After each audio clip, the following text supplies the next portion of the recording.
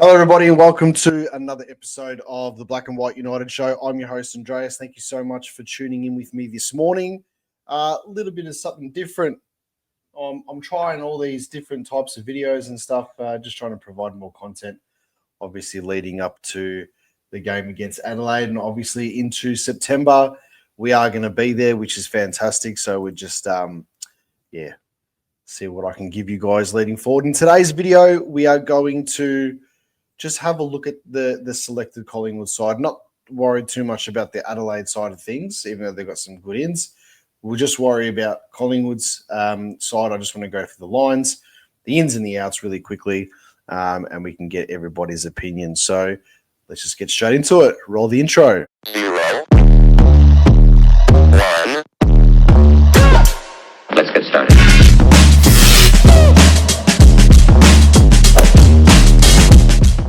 Okay, so I'll share the screen with you guys now. This one here we go, and share. All right, so everybody can see that there. Ins. This is all controversial too, apparently. Will Parker, Beau McCreary, Ed Allen come in. Out is Tom Mitchell, who's been omitted. Jeremy Howe, obviously, has been injured. And Will Hoskin-Elliott, who's been omitted.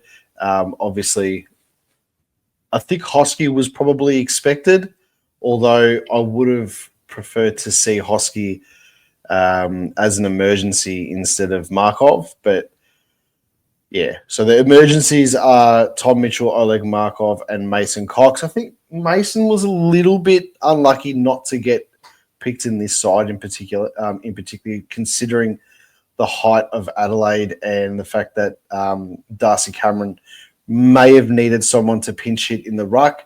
The only reason that I can think that he didn't get selected into this side in particular is because of the potential that it's going to be really wet in Adelaide when we play. I believe today, being Friday the 15th, they are expecting a fair bit of rain. Last time I checked anyway, I haven't checked in a couple of days, so I probably should have done that before I started the video, but they were expecting some rain and they were expecting a little bit on Saturday as well. So we know that regardless, it's going to be a wet day of football at Adelaide Oval. So we'll start from the back line. So we got Maynard, Darcy Moore, and Billy Frampton.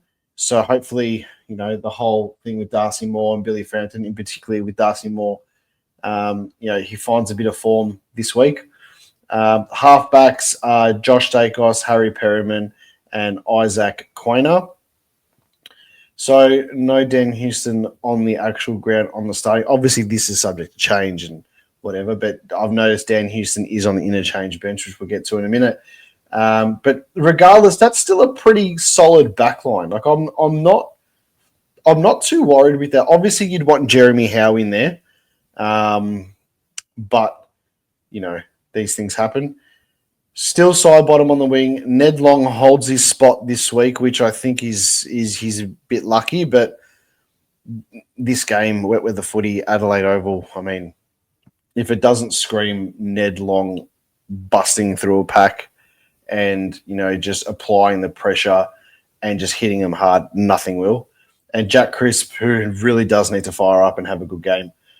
This one on the other wing. Jordan De Goey starts a half forward. Fantastic to see. Dan McStay at centre half forward and Lockie Schultz on the other half forward flank. Lockie Schultz has had a fantastic season, I think, his last few games for us, even though as a whole, as a team performance, it's been pretty lackluster. I think Lockie Schultz has been one of the shining lights in a pretty, scrappy, disappointing month of football as a whole for the club. Jamie Elliott, forward pocket, Brody Mychek at full forward, and Pat Lipinski makes up the last spot in the forward line. Rucks, Darcy Cameron, Scott Pendlebury, Ruck Rover, and your Rover is, of course, Nick Dacos. So, I mean, you're going to pretty much start Darcy Cameron, Scott Pendlebury, Nick Dacos, and Ned Long in the guts, first bounce. That's not too bad. I love Geordie in the forward line. I genuinely love him in the forward line. And I think that's where he's supposed to play.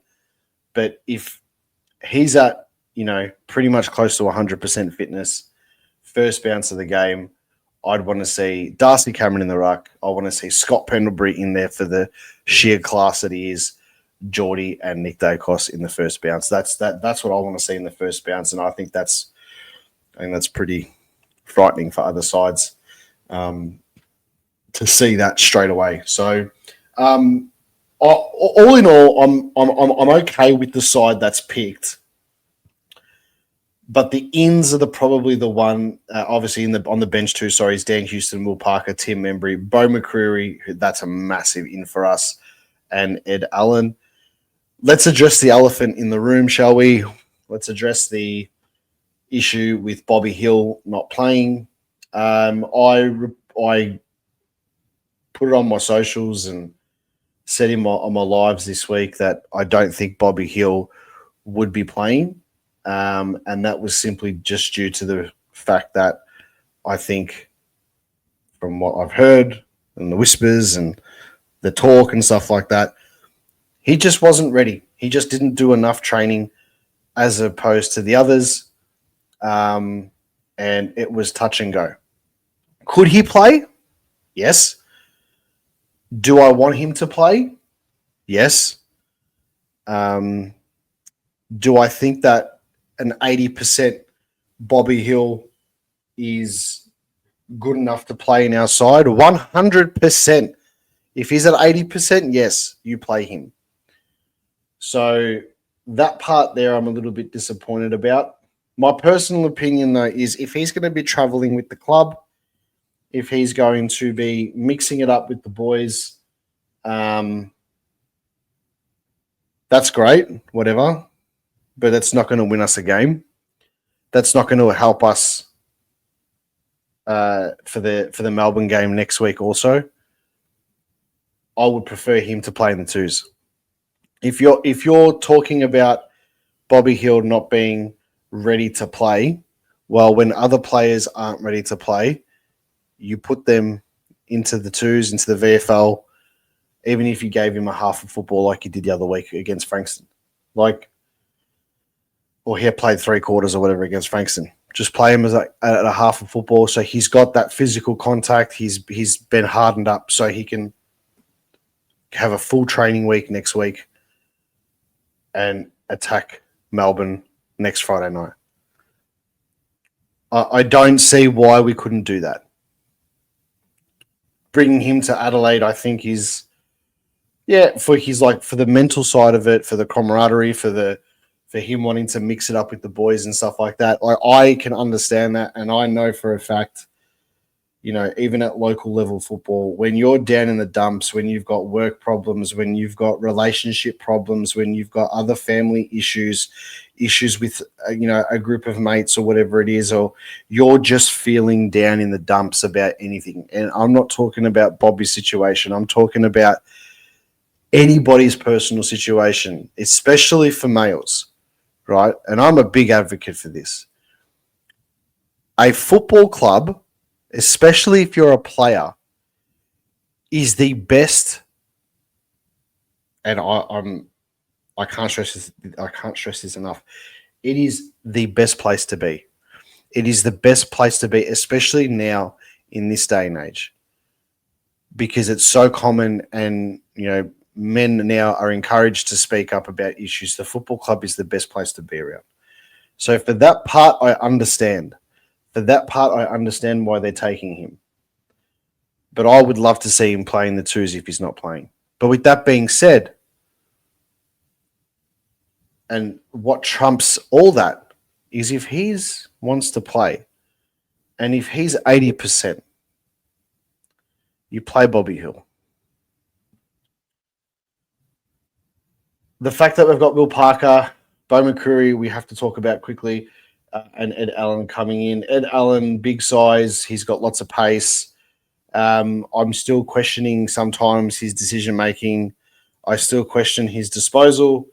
I'm not the greatest of Ed Allen fans, but with that being said, I'm just hoping that, if we're playing good as a team, he can actually influence the play and become quite damaging for the opposition. But it is a good inclusion, especially for the wet game, to have another bigger body crushing the pack.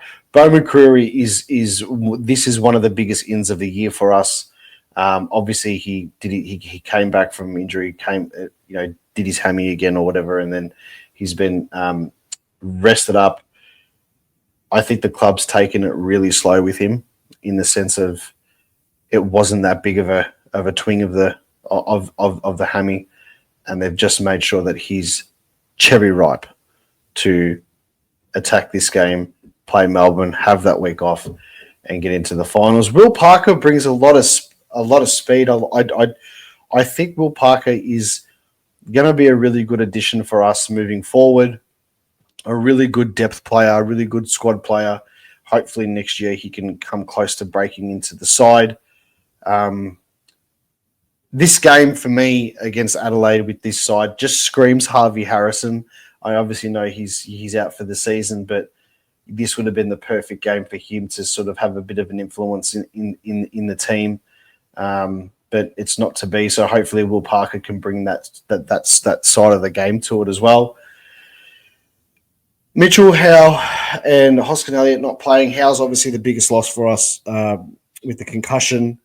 I would have probably liked to have seen Tom Mitchell stay in the side and maybe given Ned Long a rest, only because it's going to be wet. It's going to be more contested. Both Collingwood and Adelaide are very quick on the spread, like to switch the ball, like to keep it moving, love to give off the hand pass for the receiver to run, So I think that's because you can see Adelaide, you've got like Dawson, in the pack doing whatever, and he can feed off the hand pass to Dan Curtin.